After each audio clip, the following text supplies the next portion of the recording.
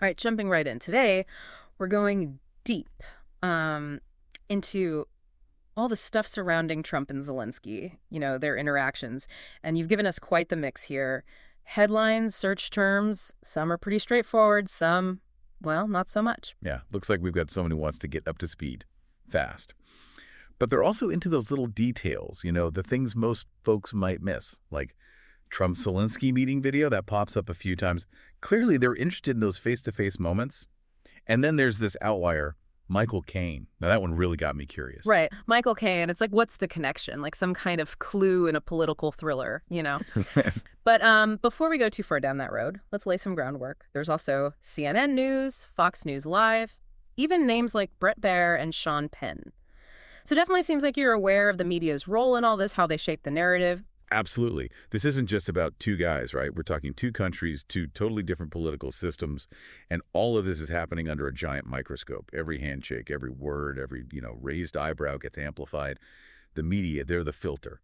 And to really get what was going on, you got to understand those filters. Okay, so media is a big part of it. But before we go down that rabbit hole, let's back up a sec. You searched who is Zelensky, so maybe you're looking for some background on the Ukrainian president. Yeah, a lot of people were asking that, especially early on. I mean, Zelensky's background, comedian and actor, that's not your typical world leader, is it?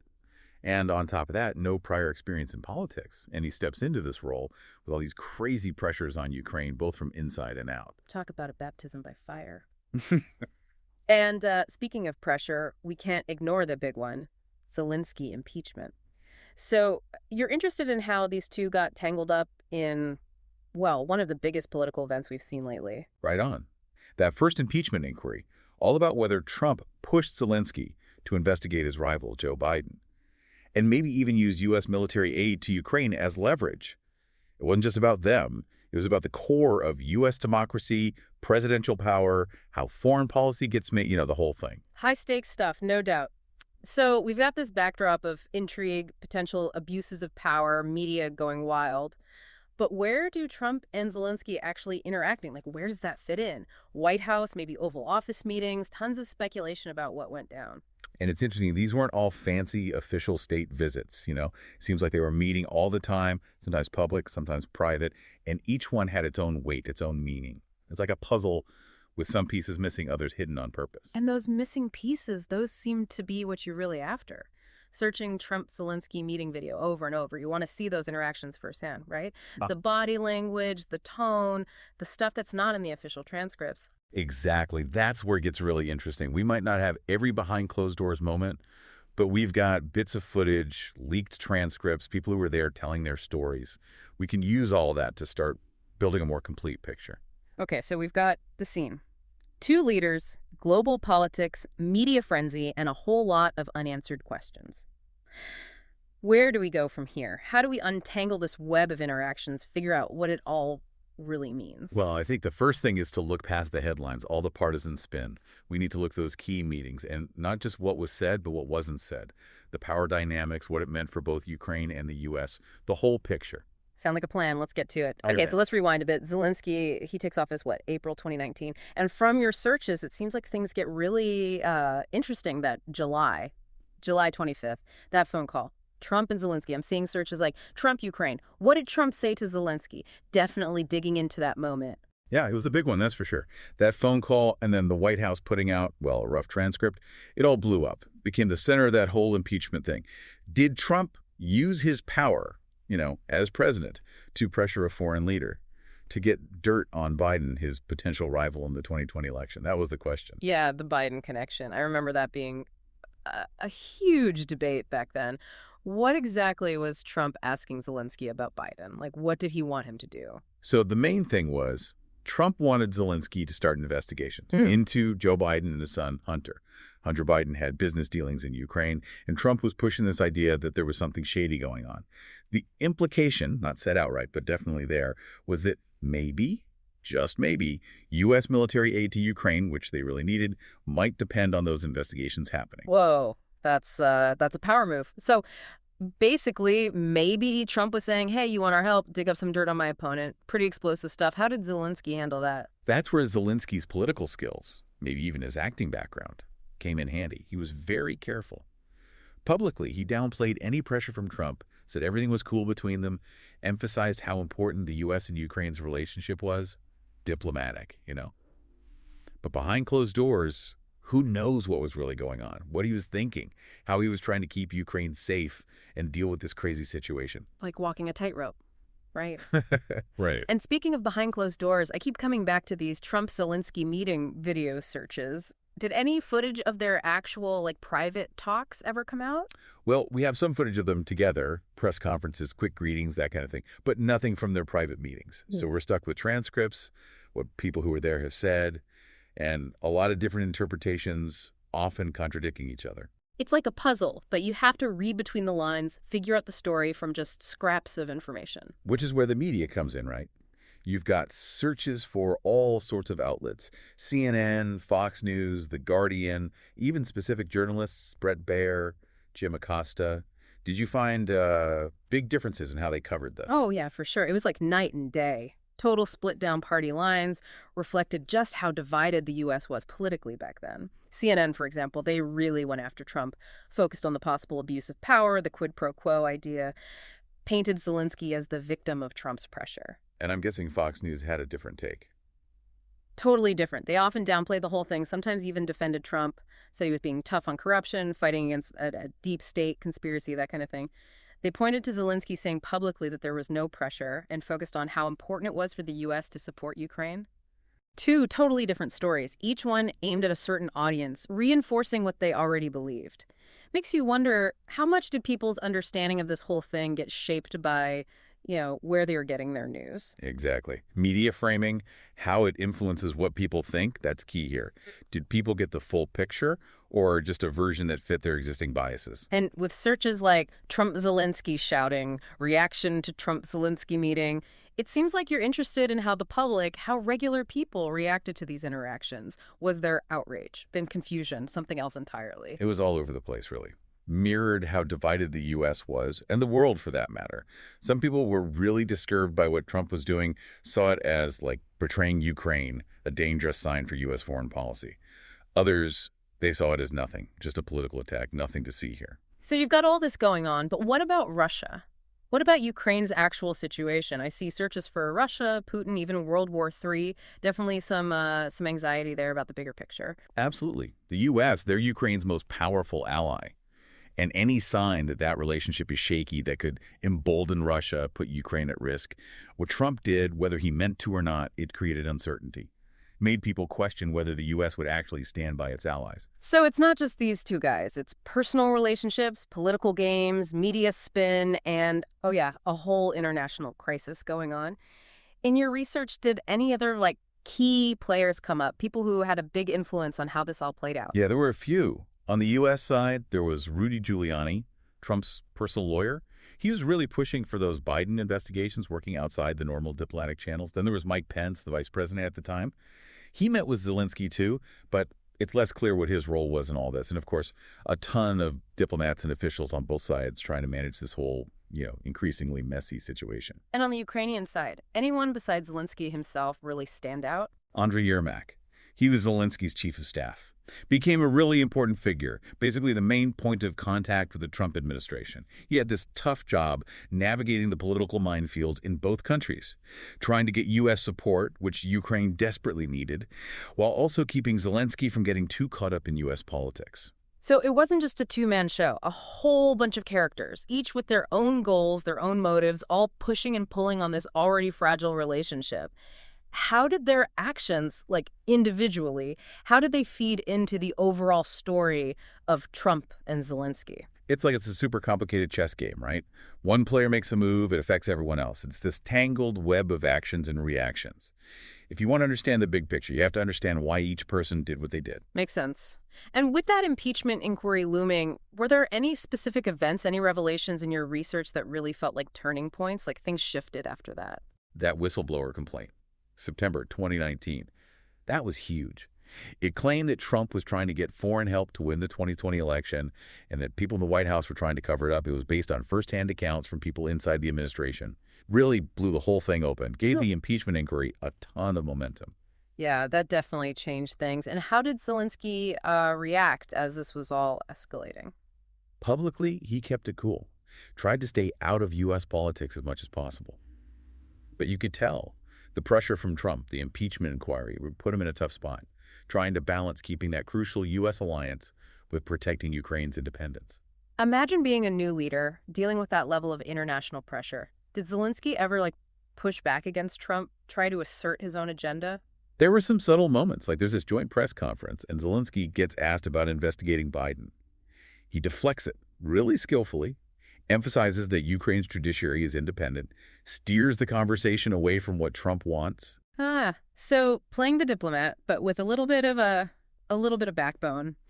And the media, with all their different perspectives, how did they portray this back and forth? Still super partisan, each outlet filtering things through their own lens. But as the impeachment inquiry went on, more details started coming out about the pressure campaign, the cover-up attempts. Some outlets start taking a more critical stance towards Trump. So even with all the polarization, the story started to change as new information came out. What about public opinion? How were people reacting to all of this in real time? Public opinion, just as divided as everything else, mirrored the partisan split in the media. Social media, it became a battleground for competing narratives. Some people were saying Trump was abusing his power. Others were saying it was all a witch hunt. Sounds about right for social media. Did any specific people or groups emerge as really influential in shaping how the public saw things? You mentioned searches for Sean Penn and Bill Maher. Sean Penn, the actor, he was very vocal, criticized Trump a lot, said he was putting Ukraine at risk for his own personal gain. Bill Maher, the comedian, he was more nuanced, questioned what Trump was doing, but also questioned how effective the impeachment process was. So a mix of celebrity voices adding to the noise. What about regular people? Did you find anything about how they were reacting? Polling data from back then, it shows a super polarized public. How people felt about Trump and Zelensky, it really depended on their political party. It seemed like people were just, interpreting things through their own beliefs, not really engaging with the details. It's like even with factual events, how we see things is so subjective, influenced by all these outside factors. It's almost like we all live in our own little curated realities. Yeah, it's true. And that brings up something really interesting. We've been talking about the politics, the diplomacy, all that. But there's another layer here, the power of image, of how things are perceived. Oh, right. Those searches, Michael Caine, Zelensky height, the ones that seem so random at first, what's the connection? Maybe those searches, as strange as they seem, actually show a deeper understanding of who Zelensky is, how he handled those intense encounters with Trump. Okay, I'm listening. Explain this connection to me. Michael Caine. Think about him. He's got that presence, that voice. He often plays characters who are, strong, in control, even when things are tough. Maybe subconsciously you're making a link between him and Zelensky. Zelensky, despite being a comedian, he showed real resilience, real strength on the world stage. So it's a comparison based on strength of character. But what about Zelensky height? How does that fit in? Height. We often connect it with power, with being dominant. Trump, he's a tall guy and he definitely uses that, his size to be intimidating. Zelensky, he's not as tall. But in their meetings, he never seemed weak or scared. So you're saying the search for Zelensky height might be about a fascination with how Zelensky, even though he was shorter, could stand up to Trump, project confidence, even push back a little bit. Exactly. It's about more than just height. It's about the optics, how power dynamics are shown visually. Maybe those searches were hinting at how Zelensky, despite being physically smaller, still managed to hold his own, be seen as a leader. That's really insightful. It shows that sometimes the most revealing details are the ones we don't expect. It's a reminder that how humans interact is complicated. There are all these layers, all these things influencing us that we don't even realize. And when you're dealing with people like Trump and Zelensky on a global stage with so much at stake, every little thing matters. Every word, every gesture, even something as seemingly small as height. Okay, so we've been talking about Zelensky's image. These searches for Michael Caine and Zelensky height, they seemed so out of place at first. But now I'm starting to see how they connect to those power dynamics. Yeah, it's fascinating, isn't it? Those searches, they might seem random, but maybe they're pointing to something deeper. Like you're trying to understand Zelensky not just as a politician, but as a person. Right. We've talked about the politics, the pressure, all of that. But who is this guy who can stand up to Trump, who can lead a country through a war? Exactly. And maybe, subconsciously, you're looking for those points of reference, those familiar figures who embody certain qualities, like Michael Caine, with that cool confidence, that air of authority. I see what you mean. It's like, yeah, maybe I was subconsciously drawing a parallel. Kane, he's always playing those characters who are, strong, in control, even under pressure. And Zelensky, he kind of projects that same energy, right? Even though he came from a comedy background, he could command a room. Exactly. He might not have had the political experience, but he had that presence, that ability to connect with people. And that brings us to Zelensky height. It's not just about how tall he is, it's about how that relates to power. Okay, explain that one to me, because honestly, I was just curious, like, how does he measure up to Trump, literally? Well, height is often linked to dominance. Yeah. Right. Especially in Western cultures. Yeah. Trump, he's a tall guy. He uses that, stands tall, uses his size to try and intimidate people. But Zelensky, even though he's not as tall, he never seemed intimidated by Trump, never seemed to back down. You're saying those Zelensky height searches, maybe they were about more than just curiosity. Maybe it was about trying to figure out how Zelensky could hold his own against someone like Trump, who's literally and figuratively trying to loom over him. Right. It's about how those subtle things like height play into the whole power dynamic. And Zelensky, he found a way to project strength, confidence, even when standing next to someone who's physically larger. It's about more than just physical size. It's about that inner strength, that presence. That's really interesting. It's like all these little details, even the ones we don't think about consciously, they can tell us a lot about how power works or people perceive each other. Absolutely. And it's a reminder that these interactions, especially on the world stage, they're incredibly complex. There's so much going on beneath the surface. We've covered a lot of ground today. Started with some headlines and search terms and ended up talking about, the psychology of power dynamics. It's been fascinating. But before we wrap up, we need to talk about what it all means. Because this story, it didn't end with Trump. We saw those searches for Russia, Putin, Russia-Ukraine war. Yeah, those searches are a reminder that this whole Trump-Zelensky saga, it had real-world consequences. It left its mark on U.S.-Ukraine relations. The pressure, the impeachment, it created this sense of unease, a crack in the trust between the two countries. And then, of course, the war. Everything changed. It's like those debates about quid pro quos, military aid. They suddenly became, life or death issues. Exactly. The stakes were raised exponentially. And while the U.S. has been a huge supporter of Ukraine during the war, you have to wonder, did those earlier events, the damage to the relationship, did that play a role in Putin's decision to invade? That's a question we might never know the answer to for sure. But I think looking back at everything we've discussed today, the big takeaway is this. The relationship between Trump and Zelensky, it wasn't just some political drama. It had real, lasting consequences. It shifted the balance of power, exposed vulnerabilities, and ultimately, it continues to shape the world we live in today. And just like those seemingly random searches led us to some deeper insights, I think there's still so much to uncover, to understand about this whole saga. Well said. And on that note, we'll leave you with this. How will the Trump-Zelensky era, with all its twists and turns, how will it shape the future of U.S.-Ukraine relations? And how will it shape global security in the years to come? It's a question worth pondering. Because history, it has a way of repeating itself if we don't learn from it. Today is your lucky day. Today is the day that our $3 website works for you, paying you directly to your PayPal daily. Imagine $3 ongoing continuous payments to your PayPal account. Imagine falling asleep and waking up to $300 in your PayPal account. How would this make you feel? How could this help you? What bills could you pay? What kind of fun could you have? What does that retirement look like now? All for a one-time payment of $3. This website is DFY done for you, fully built and completely hosted, and never stops collecting payments for you. You have spent $3 on coffee on a regular, but that coffee won't help you create multiple streams of income. Click the link below.